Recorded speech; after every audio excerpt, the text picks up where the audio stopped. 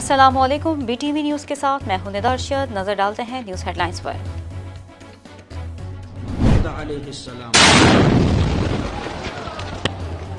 पेशावर के इलाके दीर कॉलोनी में मदरसे में धमाके के नतीजे में 7 बच्चे शहीद और 70 जख्मी हो गए। पुलिस का कहना है कि मदरसे में IED धमाका हुआ है। धमाके के जख्मियों में ज्यादातर तादाद बच्चों की है। पुलिस और रेस्क्यू टीमों ने जाए वक़्वा पर पहुंचकर जख्मियों को अस्पताल मुंतकिल कर दिया।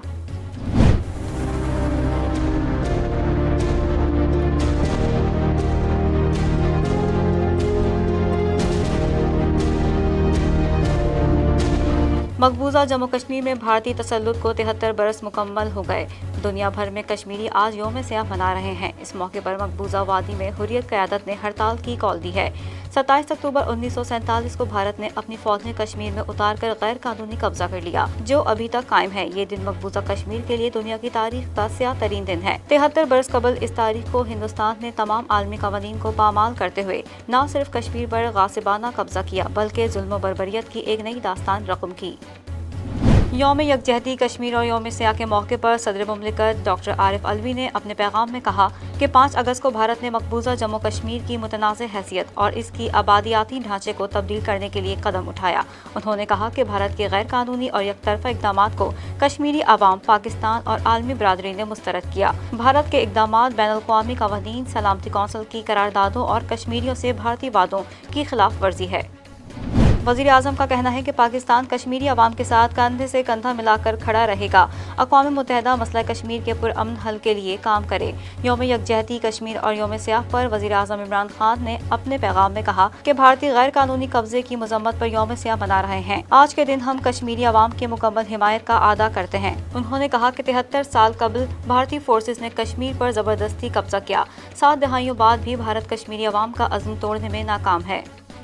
पाकिस्तान मुस्लिम लीग नून के रहनुमा ख्वाजा आसिफ ने हुकूमत को तनकीद का निशाना बनाते हुए कहा कि अपोजिशन के भरपूर ताउन के बावजूद हुकूमत पाकिस्तान को FATF के ग्रे लिस्ट से ना निकाल सकी। कौमी असम्बली में खिताब करते हुए लीगी रहनुमा का कहना था कि आपको तो कानून साजी के लिए भी सिलेक्टर्स की जरूरत होती है।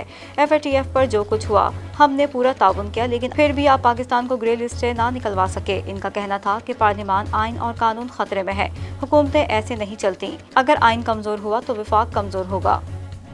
मुस्लिम लीग नून के सीनियर रहनुमा ख्वाजा मोहम्मद आसिफ ने कहा है कि शहबाज शरीफ से मुलाकात इनकी गिरफ्तारी के तीसरे रोज हुई थी, मगर इसमें ना कोई पैगाम दिया गया और ना लिया गया। एक इंटरव्यू में गुफ्तगू करते हुए ख्वाजा आसिफ का कहना था कि शहबाज शरीफ से मुलाकात DG नैब की मौजूदगी में हुई थी।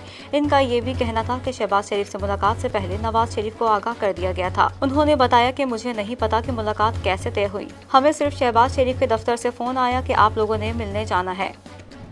Voice for Baloch missing person तंजीम के वाइस चेयरमैन मामा कदीर बलोच ने PDM की जानिब से कोयटा जलसे में लापता अफराद के अहल खाना से हमदर्दी के इजहार को मदारी का तमाशा करार देते हुए इसे मुस्तरद कर दिया है। भूख हड़ताली कैंप से अपने एक वीडियो बयान में मामा कदीर बलोच ने कहा कि लापता अफराद या बलोचिस्तान का मसला बलोची लिबास पहनने से हल नहीं होगा। मुस्लिम लीग नून और पीपल्स पार्टी दोनों के अदवार में बलोचिस्तान से मसख्शुदा लाशें मिलती रहीं। उस वक्त मरियम नवाज और बिलावल भुट्टो जरदारी कहाँ थे।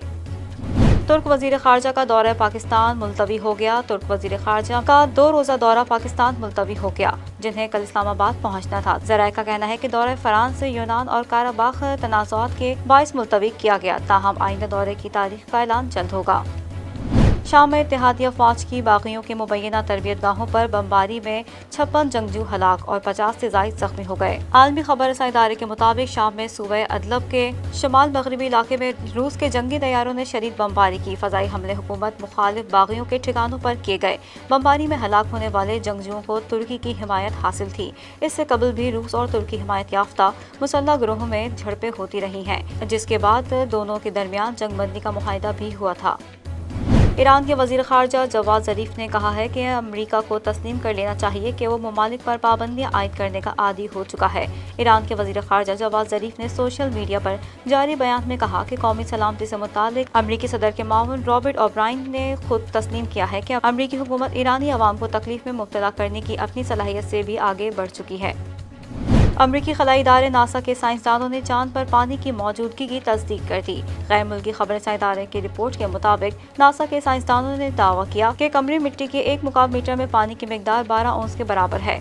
नासा के एडमिनिस्ट्रेटर जिम बैडियन स्टाइन ने समाजी राब्तों की वेबसाइट ट्विटर पर एक वीडियो जारी करते हुए अपने पैगाम में बताया कि हमने सोवियत टेलीस्कोप की मदद से चांद पर मौजूद पानी दरियाफ्त कर लिया है।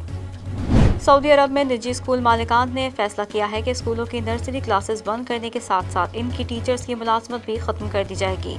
सऊदी अरब के मशरकी रीजन ऐवान तिजारत में निजी तालीम और तरबियत कमेटी के चेयरमैन खालिद अल जवेरा ने कहा है कि कोरोना वबा के बायस नर्सरी स्कूलों के मालिकान को भारी नुकसान हुआ है, इसलिए उन्होंने नाकाबिले बर्दाश्त खसारे के बाद नर्सरी क्लासेस बंद करने का फैसला किया है।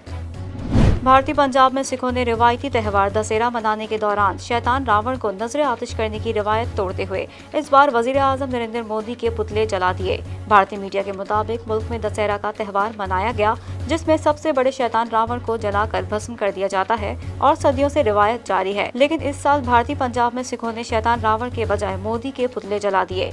इस हवाले से किसान यूनियन के अहदेदारों ने मीडिया को बताया कि वजीर आजम नरेंद्र मोदी भारत के लिए सबसे बड़ा शैतान साबित हुए हैं, इसलिए दशहरा के मौके पर इस बड़े शैतान को जलाने से मुल्क में सुकून हो जाएगा।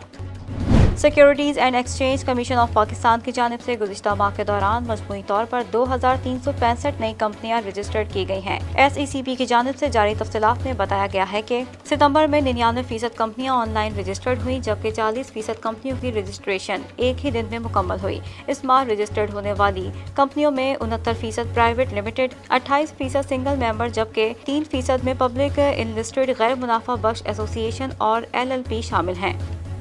टेस्ट क्रिकेटर फवाद आलम कराची में प्रेस कॉन्फ्रेंस के दौरान सहाफ़ी के सवाल पर गुस्से में आ गए। सहाफ़ी ने फवाद आलम से सवाल किया कि इंटरनेशनल क्रिकेट से दूर रहने के बाद फवाद आलम सिर्फ डोमेस्टिक क्रिकेट का रह गया है। फवाद आलम ने जवाब देते हुए कहा, ये कौन कह रहा है? आप कह रहे हैं? अगर आप कह रहे हैं तो मैं जवाब दूंगा। वाज़ेह रहे कि सिंध की टीम ने फवाद आलम की जिम्मेदाराना बैटिंग की बदौलत सेंट्रल पंजाब के खिलाफ फाइट बैक कर लिया है। न्यूज़ स्टूडियो से फिलवक्त इतना ही। मज़ीद खबरों से बाखबर रहने के लिए विजिट कीजिए हमारी वेबसाइट www.ptn.tv और सब्सक्राइब करें हमारा YouTube चैनल बदर टेलीविजन नेटवर्क।